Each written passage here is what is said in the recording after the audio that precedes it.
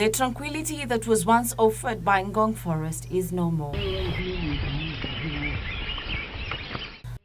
Located at the heart of Nairobi County, approximately 6 kilometers from the central business district, lies Ngong Forest.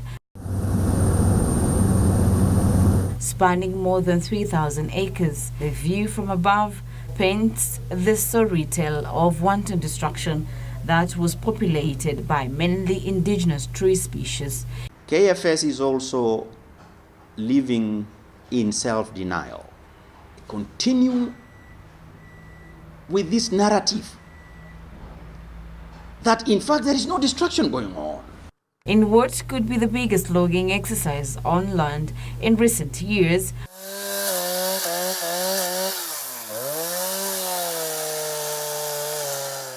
hundreds of acres of indigenous trees have been harvested at a fast rate under the watchful eye of the Kenya Forest Service. But one would have imagined that there would be no such audacity as to actually destroy or deplete forest within the noses, under the noses of the capital city. All of us agree that in fact there is massive and wanton destruction of our forest, degradation of our catchment areas. And this is not limited to plantation. It applies also to gazetted national forest.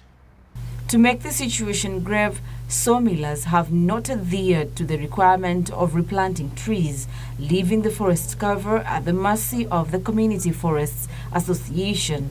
And in some sections where trees have already been felled, crop plantation with faceless owners now cover the area. The sawmillers who are licensed to harvest our plantations are not required to replant. That is as shocking, as horrifying as it can get. Ironically, KFS has a huge station located right inside the forest. The loopholes in the system encourage malpractices by both officers and community members. I am convinced beyond doubt that unless KFS radically overhaul, we will continue in this game of musical chairs. Community Forest Association, who are expected to supplement forest rehabilitation efforts, are accused of leasing forest land to third party for money and unclear circumstances. The locals who are actually tilling the land are not members of the community forest associations. In fact, they pay money to members without receipt, without agreement.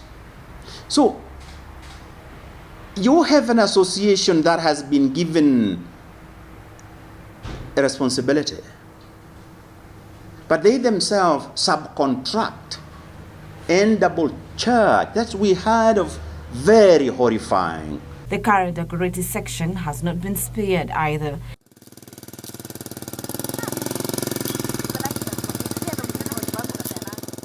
Indigenous and exotic that once formed a huge canopy now lie where they once stood.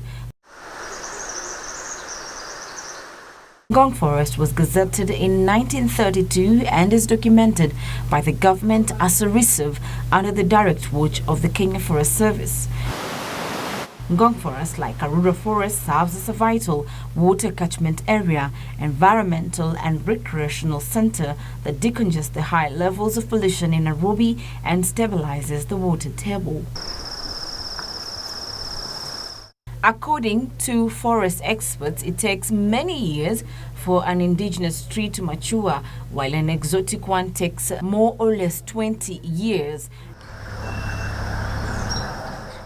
Environment Cabinet Secretary Keriako Tobiko has received accolades for taking drastic measures to stem forest destruction. Despite reshuffling of KFS officials, suspension of illegal logging and the replanting of indigenous trees in recent weeks, it will take decades to recover a section of Ngong Forest that, if the government commitment remains spot on. Reporting for KBC Channel 1 in Nairobi County, I'm Linus Moshegadi.